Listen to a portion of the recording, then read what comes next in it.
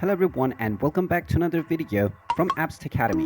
In this video, I'm going to show you how to add a photo onto your profile on Nextdoor. So let's get started right away. First of all, open up the Nextdoor application on your device, and if you haven't logged into your account already, go ahead and use your credentials, including your email address and your password, to log into your account.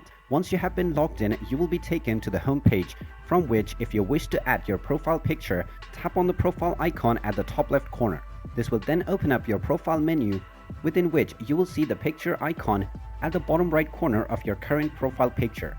Go ahead and tap on this, and you will need to allow access to your gallery or camera in order to upload your photo. Tap on the allow button, and now choose any photo from your gallery, and now you can crop your image based on your preference. After cropping your image onto your desire, tap on the save button at the top right corner, and now your profile picture will be uploaded right away, and you will be able to see this picture within your profile image. And there you have it. That is how easy it is to add a picture onto your profile on Nextdoor. If you find this video helpful, make sure you hit that like button and subscribe to our channel if you haven't done so already. Also ring that notification bell to never miss another update from us. Thank you for watching, and I will see you again in the next video.